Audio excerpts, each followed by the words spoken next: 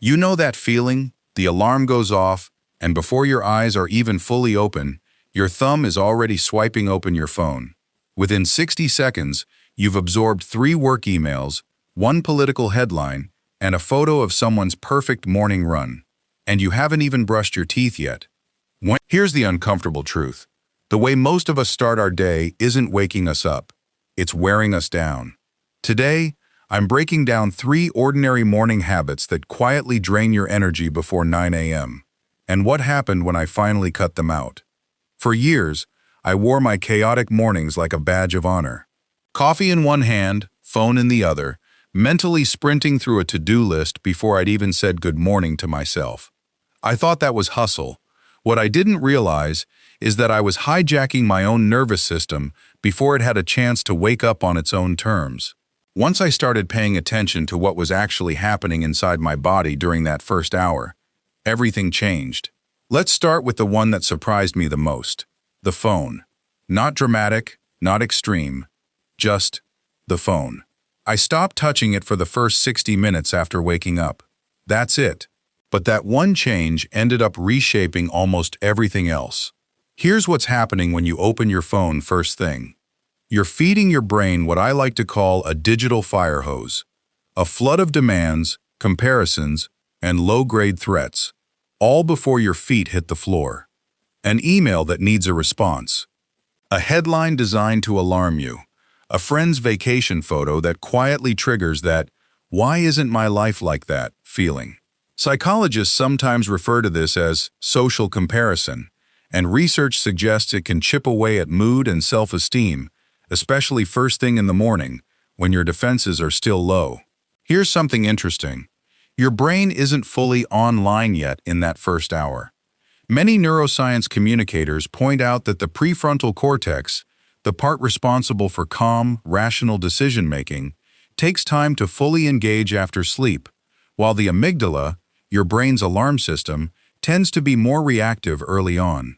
So when you hit your brain with stress-inducing content before that rational system has caught up, you're essentially handing the steering wheel to the part of you that's built for panic, not perspective. Think about how this plays out in real life. You're an American professional, coffee not even made yet, and you glance at Slack. There's a message from your boss with 3 exclamation points. Your stomach tightens. Your day hasn't even started, and you're already in fight or flight. Does this happen to you?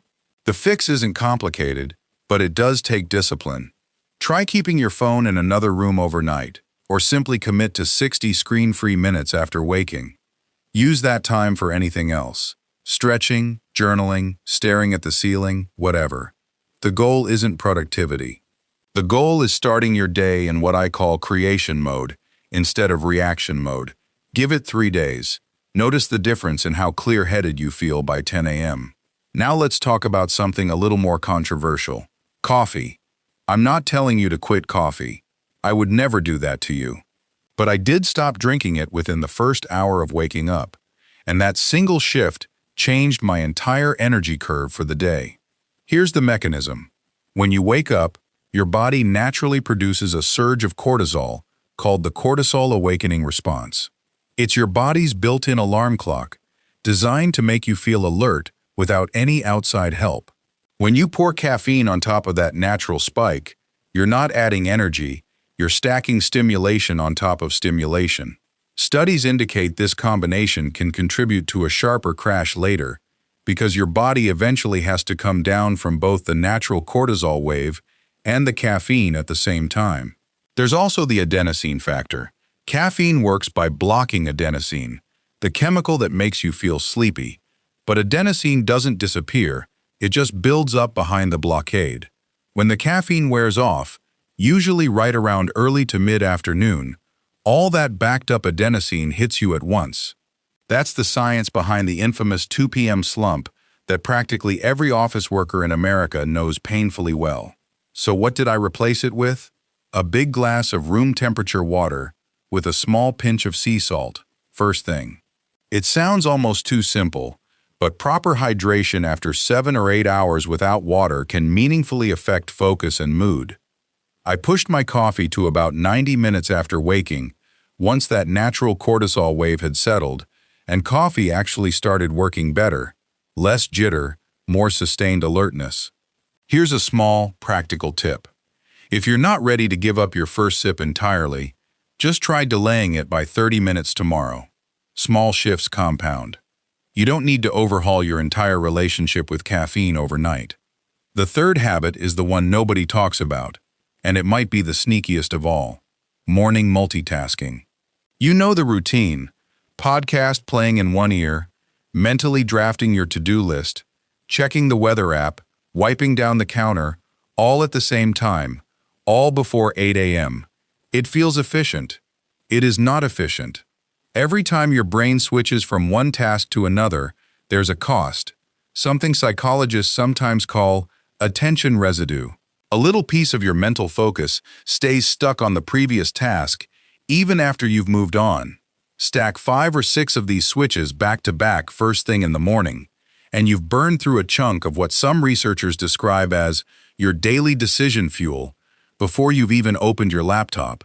This connects to something called decision fatigue. Your capacity for focused, high-quality decisions isn't infinite. It tends to deplete as the day goes on, especially with repeated small choices and task switching. Many psychologists believe that spending your morning's freshest mental resources on low-value multitasking is like using your smartphone's fully charged battery to run 12 apps before you've even left the house.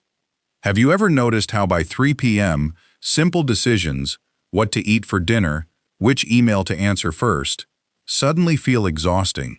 That's not laziness. That's a nervous system running on fumes because the tank got drained early. What I replaced multitasking with was almost embarrassingly simple. 5 minutes of doing nothing. No podcast, no phone, no to-do list. Just sitting, breathing, letting my mind be quiet.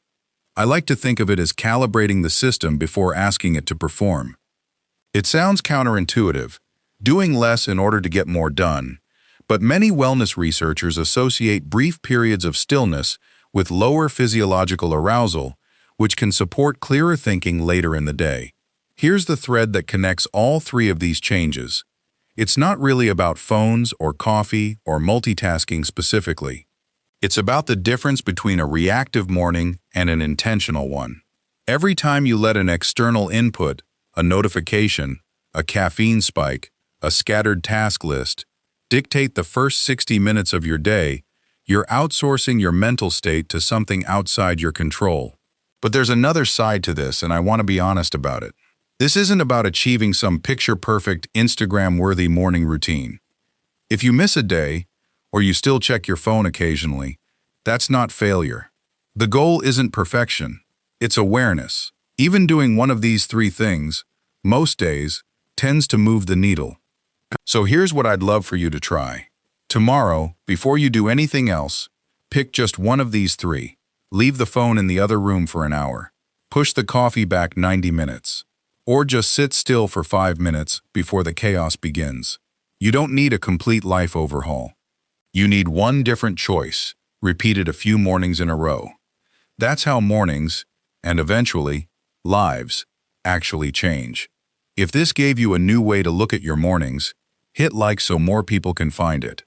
Let me know in the comments which of these 3 surprised you the most.